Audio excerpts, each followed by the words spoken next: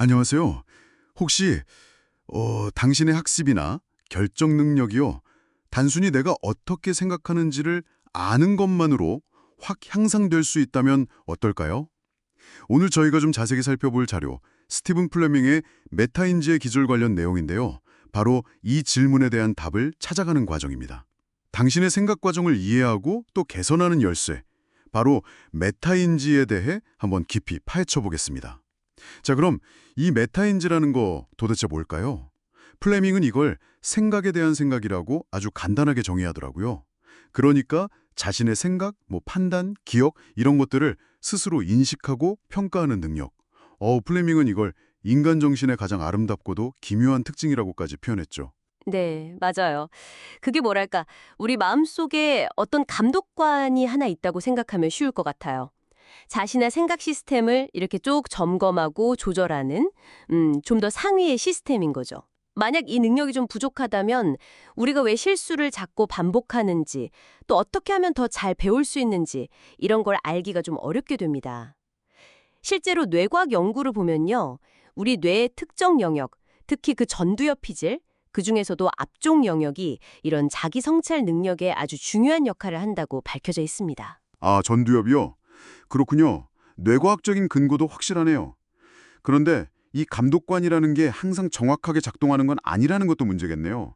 자료에서도 인지적 착각이라는 걸 지적하는데요.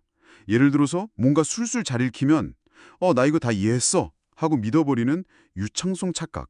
이거 정말 흔하지 않나요? 아, 정말 그렇죠. 아주 흔한 착각입니다. 그뿐만 아니라 확신 기반 확증 편향이라는 것도 있어요. 이게 뭐냐면 어떤 걸 강하게 믿기 시작하면 그 믿음에 좀 반대되는 정보는 자기도 모르게 외면하거나 무시하기 쉬워진다는 거예요. 결국 우리 뇌의 자신감 측정기가 뭐랄까 종종 좀 크게 잘못 조정되어 있다는 뜻이기도 합니다. 플레밍의 연구를 보면요, 실제로 틀린 답을 내놓고도 굉장히 높은 확신을 보이는 사람들이 의외로 많아요. 물론 과신도 문제지만 반대로 지나치게 확신이 부족한 것도 역시 메타인지 오류라고 할 수 있습니다. 허허, 그렇군요. 과신도 문제, 자신감 부족도 문제. 그럼 우리가 이런 착각에 빠졌다는 걸 일상생활에서 좀 어떻게 알아차릴 수 있을까요? 혹시 책에서 어떤 신호 같은 걸 좀 제시하나요? 음, 어떤 명확한 신호라기보다는요, 자신의 판단에 대해서 내가 얼마나 확신하는가, 이 확신 수준을 스스로 점검하는 습관, 그 자체가 중요하다고 강조합니다. 그리고 더 나아가서 그 확신이 실제 결과와 얼마나 맞아떨어지는지를 꾸준히 비교해 보는 거죠.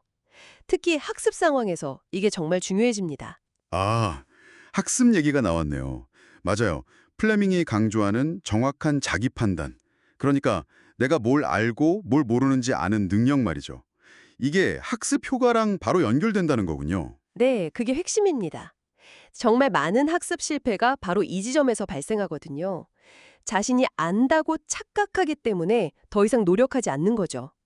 플레밍의 연구에서 굉장히 놀라운 결과가 나왔는데요. 단순히 교재를 그냥 여러 번 반복해서 읽는 것보다요, 스스로 질문하고 답해보는 방식, 그러니까 셀프 테스트죠. 이게 실제 성적을 평균적으로 무려 10점이나 더 높였다는 겁니다. 와, 10점이요?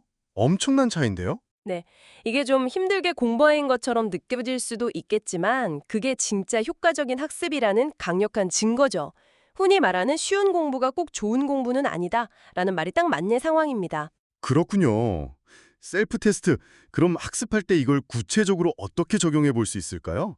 좀 더 실용적인 팁이 있을까요? 네, 플레밍이 제시하는 예측, 확신, 조정 이 3단계를 활용해 보는 게 좋습니다. 그러니까 학습하기 전에 내가 이 내용을 얼마나 알까 먼저 예측을 해보는 거죠. 그리고 문제를 풀거나 내용을 복습한 뒤에는 내 답 혹은 내 이해도에 얼마나 확신하는가 스스로에게 물어보는 겁니다. 이게 확신 단계고요. 마지막으로 결과를 확인한 후에 틀렸다면 왜 틀렸지? 어떤 부분을 내가 착각했나? 이렇게 분석하면서 다음 학습 전략을 조정하는 순환고리를 만드는 거죠. 실수는 그냥 실패가 아니라 자신의 메타인지, 즉 생각 과정을 들여다볼 수 있는 정말 소중한 기회로 삼아야 합니다. 아, 실수를 배움의 기회로 본다는 관점 정말 중요한 것 같아요. 그럼 이 메타인지 근육이라는 거 정말 훈련으로 키울 수 있는 건가요? 혹시 타고나는 게 아니고요? 네, 그게 아주 좋은 소식이죠. 플레밍은 메타인지가 선천적인 재능이라기보다는 훈련 가능한 기술이라는 점을 분명히 강조합니다. 오, 다행이네요. 그럼 어떻게 훈련할 수 있죠? 예를 들면 중요한 판단을 내린 후에 내 확신도는 한 80% 정도 이렇게 숫자로 적어보고 나중에 실제 결과랑 비교해보는 습관을 들이는 거예요. 또 뭐 학습 일기처럼 자신의 실수와 그 이유를 꾸준히 기록해 보는 것도 좋고요. 그리고 배운 내용을 다른 사람에게 한번 설명해 보는 거, teach to learn 방식이라고 하죠. 이것도 메타인지 향상에 아주 효과적입니다. 그 외에도 좀 낯선 경험을 일부러 해본다거나 다른 사람의 피드백을 적극적으로 구하고 그걸 바탕으로 성찰하는 것도 중요하고요. 그렇군요. 방법이 꽤 다양하네요. 결국 이 메타인지를 이해하고 꾸준히 단련한다는 건 뭐 단순히 지식을 많이 쌓는 걸 넘어서는 거네요. 더 나은 학습자, 더 현명한 의사결정자가 되는 과정이라고 할 수 있겠어요. 플레밍 책의 원제 Know thyself, 즉 너 자신을 알라는 말처럼 정말로 자기 자신을 알아가는 여정 같다는 생각이 듭니다. 네, 정확합니다. 특히 요즘처럼 정보가 정말 넘쳐나고 세상이 복잡하게 돌아가는 현대사회에서는요, 자신의 생각의 강점과 한계를 객관적으로 파악하는 이 능력이 그 어느 때보다 더 중요해지고 있습니다. 이게 결국 더 나은 선택을 하고 또 다른 사람들과 효과적으로 협력하는 데 아주 중요한 기반이 되거든요. 네, 정말 공감합니다. 자, 오늘 이야기를 마무리하면서 당신에게 마지막으로 질문 하나를 던져볼까 합니다.